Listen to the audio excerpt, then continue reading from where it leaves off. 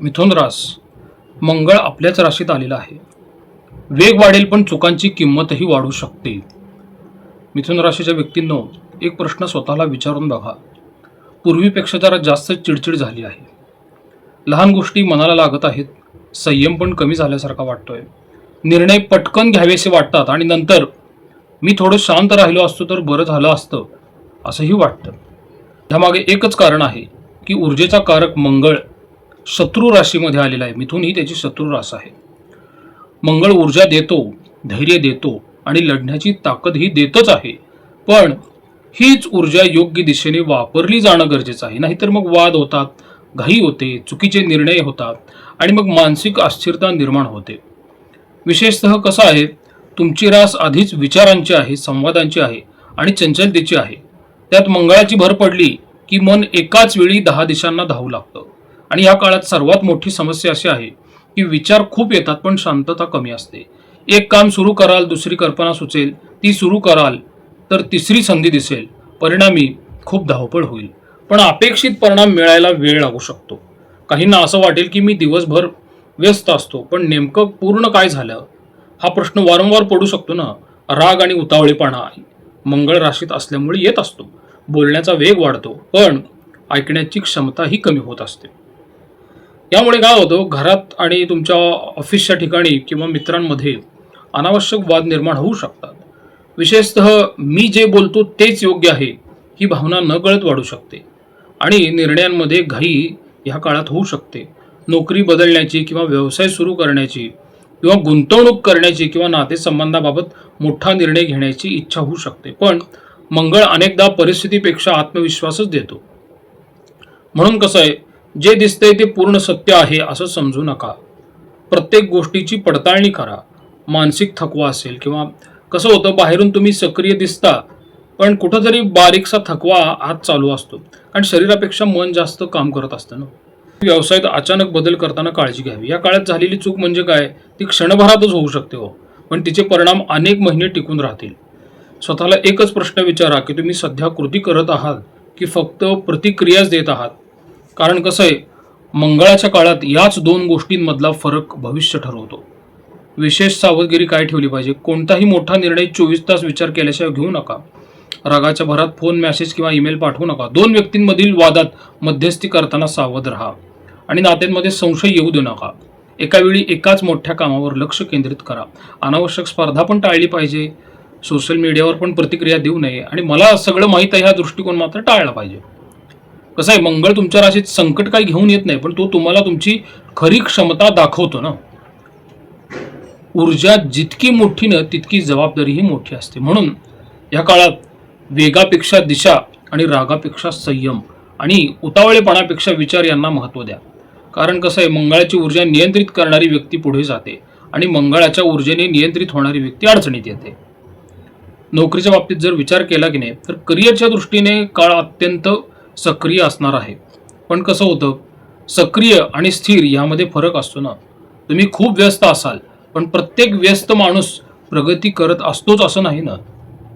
म्हणून या काळात स्वतःला वारंवार विचारत राहा, मी योग्य दिशेने धावत आहे का. कारण कसं आहे, मंगळ तुमच्या राशीत असल्यामुळे नवीन संधी दिसतील, नवीन कल्पना सुचतील, नवीन लोकही भेटतील आणि अनेक गोष्टी एकाच वेळी घडताना दिसतील. पण यामध्ये एक धोका आहे, एकाच वेळी खूप गोष्टी हातात घेण्याचा. नोकरी करणाऱ्या व्यक्तींसाठी तुमच्या ऑफिसच्या ठिकाणी कामाचं प्रमाण अचानक वाढू शकतं. काहींना नवीन जबाबदारी मिळेल, काहींना नवीन विभाग, नवीन वरिष्ठ किंवा नवीन कामाची पद्धत स्वीकारावी लागू शकते. सुरुवातीला तुम्हाला असं वाटेल की हे सगळं अचानक का बदलत आहे, पण प्रत्येक बदल वाईटच असेल असं नाही ना. कधी कधी कसं आहे, बदलच पुढच्या प्रगतीचा दरवाजा उघडतो. मात्र या काळात वरिष्ठांशी वाद मात्र टाळला पाहिजे. विशेषतः कसं आहे, तुमचं मत योग्य असलं तरी ते मांडण्याची पद्धत चुकीची ठरू शकते. मंगळामुळे काय होतं, स्पष्ट बोलण्याची सवय वाढेल, पण ऑफिसच्या ठिकाणी सत्य बोलण्या इतकंच महत्त्व ते कसं बोललं जातं यालाही असतं. म्हणजे उदाहरण समजून घ्या, तुम्ही मीटिंगमध्ये तुम्हाला एखादा निर्णय चुकीचा वाटला, तुम्हाला थेट विरोध केला. तुमचं म्हणणं बरोबर असू शकतं पण वरिष्ठांचा अहंकार हा दुखावला जातच असतो आणि तर पुढे जाऊन काय होतं, तुमचं मग मूल्यांकन किंवा पुढच्या संधी याच्यावर परिणाम होतो. म्हणून लढाई जिंकण्यापेक्षा परिस्थिती हाताळणं महत्त्वाचं आहे. उदाहरणार्थ मीटिंगमध्ये तुम्हाला एखादा निर्णय चुकीचा वाटला आणि तुम्ही थेट विरोध त्याला केला, तर तुमचं म्हणणं बरोबरही असू शकतं. पण जर वरिष्ठांचा अहंकार दुखावला गेला तर पुढे जाऊन त्याचा परिणाम तुमचं मूल्यांकन किंवा संधी किंवा पर्सनल रिलेशनवर होऊ शकतं. म्हणून लढाई जिंकण्यापेक्षा परिस्थिती हाताळणं महत्त्वाचं आहे. नोकरी बदलण्याचा विचार येऊ शकतो, कारण ह्या काळात काय झालेलं आहे, मंगळ मिथुन राशीमध्ये नकारात्मकपणे सक्रिय झालेला आहे. सध्याच्या परिस्थितीचा कंटाळा आलेला असेल किंवा नवीन संधी तुम्हाला आकर्षकही वाटू शकते. ह्या दोन्हीही कारणे जे असतात ना, नोकरी बदलाची ठरू शकतात. पण नवीन नोकरीची पूर्ण माहिती घ्या, आणि सगळेच चमकते ते सोनं नसतं ना. व्यवसाय करणाऱ्यांसाठी व्यवसायात काय होतं, नवीन क्लायंट्स येतात, नवीन संपर्क तयार होतो आणि नवीन कल्पना पण मिळतात. पण प्रत्येक कल्पना लगेच प्रत्यक्षात आणण्याची गरज नाही.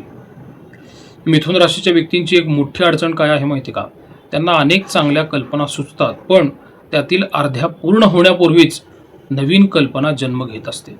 परिणामी कसं आहे, सुरुवात खूप होते. आर्थिक व्यवहारात सावधगिरी मात्र ठेवली पाहिजे, कारण मंगळामुळे आत्मविश्वास वाढेल आणि आत्मविश्वास वाढला की जोखीम घेण्याची तयारीही वाढते. मात्र कसं आहे, मोठी गुंतवणूक किंवा भागीदारी किंवा कर्ज किंवा विस्तार हे निर्णय घाईघाईत घेऊ नका, आणि लेखी कागदपत्रांशिवाय कोणत्याही आश्वासनावर विश्वास ठेवू नका. कामाच्या ठिकाणची स्पर्धा जी आहे की नाही, ही वाढलेली ह्या काळात दिसून येईल. काही लोक तुमच्याशी स्पर्धा करू शकतात आणि काही तुमच्या कामाचं श्रेय घेण्याचाही प्रयत्न करू शकतात. म्हणून कसं आहे, भावनिक प्रतिक्रिया देऊ नका ना. तुमच्या कामाची नोंद ठेवा, पुरावे ठेवा आणि परिणाम जे असतात ना त्यांना बोलू द्या. या काळात कसं आहे, विशेष काळजी घेतली पाहिजे. वरिष्ठांशी अनावश्यक वाद टाळा, नोकरी रागात सोडू नका. एकाच वेळी अनेक प्रोजेक्ट सुरू करा आणि प्रत्येक आर्थिक व्यवहार लेखी ठेवा. अपूर्ण मेहनतीवर निर्णय घेऊ नका तुम्ही. मित्रांनो, कसं आहे, मंगळ तुम्हाला वेग देत आहे, पण हा काळ वेग दाखवण्याचा नाही आहे, तर दिशा निश्चित करण्याचा आहे. कारण कसं होतं, ह्या काळात केलेली एक चूक जी आहे ना, ती तुम्हाला काही महिने मागे नेऊ शकते. आणि कसं आहे, या काळात घेतलेला एक योग्य निर्णय तुम्हाला अनेक वर्ष पुढे घेऊन जाऊ शकतो. कुटुंबाच्या आणि वैवाहिक जीवनाच्या बाबतीत जर विचार केला की नाही, तर या काळात काय होईल, तुमच्या आयुष्यातील सर्वात मोठी परीक्षा कुठली आहे, नोकरीची आहे, पैशाची आहे किंवा व्यवसायाची नसेल असं नाही आहे, पण ती असणार आहे. तुमच्या बोलण्याची पण परीक्षा असेल, कारण मंगळ तुमच्या राशीत आल्यामुळे तुमच्या शब्दांमध्ये ताकद तर येणार आहे. त्याच शब्दांमध्ये धारही येऊ शकते, कारण मंगळ राशीत आहे ना. आणि अनेकदा जखम तलवारीपेक्षा शब्दच जास्त करतात. वैवाहिक जीवनात पण कसं आहे, जोडीदारासोबत छोट्या मोठ्या गोष्टींवरून मतभेद होऊ शकतात. मोठे कारण नसतं, पण प्रतिक्रिया मोठी असू शकते ना. म्हणजे उदाहरणार्थ कसं आहे, जोडीदाराने एखादी साधी सूचना केली आणि तुम्हाला ती टीका वाटली, किंवा तुम्ही थकलेले असताना एखादा विषय काढला गेला आणि मग संवाद वादात बदलत जातो ना. अशा घटना घडू शकतात. विशेषतः काय आहे की माझं ऐकून घ्या ही भावना दोघांच्या मनात असेल. म्हणून काय होतं, या काळात वाद जिंकण्यापेक्षा नातं जपणं महत्त्वाचं ठरेल. आणि एक वास्तववादी परिस्थिती अशी आहे की समजा तुम्ही कामाच्या तणावात घरी आलात, तर जोडीदाराने खर्च, मुलांचे शिक्षण किंवा घरातील एखादी समस्या सांगितली, तर तुमच्या मनात आधीच ताण असेल आणि मग तुम्ही चिडून उत्तर दिलं, तर तुमच्यासाठी तो फक्त 2 मिनिटाचा राग असेल, पण काय होतं, समोरच्या व्यक्तीसाठी तो दिवसभराचा दुःखद अनुभव असू शकतो. म्हणून प्रतिक्रिया देण्याआधी परिस्थिती समजून घ्या. प्रेमसंबंधांच्या बाबतीत कसं आहे, संशय आणि तर्क यांच्यामध्ये अडकू नये, कारण मिथुन राशीचं मन खूप विचार करतं आणि मंगळामुळे ते विचार अधिक वेगाने धावू शकतात. कधी कधी काय होतं, जिथे समस्या नसते ना, तिथेही मन समस्या निर्माण करतं. म्हणून काय आहे, कल्पनांपेक्षा संवादावर विश्वास ठेवा तुम्ही. आणि कुटुंबातील वातावरण किंवा घरात भावंड, नातेवाईक किंवा कुटुंबातील इतर सदस्य असतात ना, एखाद्या विषयावरती त्यांच्यामध्ये मतभेद होऊ शकतात. हे पैसे, मालमत्ता किंवा जबाबदाऱ्या काय असतं, कधी कधी जुन्या विषयांवरती सहज चर्चा सुरू होते आणि ती परत वादांमध्ये रूपांतर होते. कारण की कसं आहे, एक वाक्य नात्यांमध्ये अनावश्यक अंतर निर्माण करू शकतं ना. आणि मुलांच्या बाबतीत पण कसं आहे, सतत नियंत्रण ठेवण्याचा प्रयत्न करू नये. त्यांचं म्हणणं पण ऐकून घ्या ना. त्यांना मार्गदर्शकाची गरज जास्त आहे, न्यायाधीशाची नाही आहे त्यांना. एक महत्त्वाची गोष्ट कशी आहे, मिथुन राशीच्या व्यक्तींनी लक्षात घ्या, लोकांशी बोलायला आवडतं, पण ह्या काळात प्रत्येक गोष्ट प्रत्येकाला सांगू नका. हे तुमच्या वैयक्तिक आयुष्यातील वैवाहिक, आर्थिक किंवा कौटुंबिक गोष्टी असतात, त्या जास्त लोकांपर्यंत पोहोचवू नका. कारण काय होतं माहिती का, सर्वजण सल्ला देतील ना, पण सर्वांनाच तुमचं भलं हवं असेल असं नाही. म्हणून काय, ह्या काळात विशेष काळजी घेणं गरजेचं आहे की रागाच्या भरात निर्णय घेऊ नका, जोडीदाराला मध्येच थांबवू नका, संशय वाढू देऊ नका आणि कुटुंबातील जुन्या वादांना पुन्हा करू नका. वैयक्तिक गोष्टी बाहेर सांगू नका आणि संवाद करताना शब्दांची निवड पण जपून करा.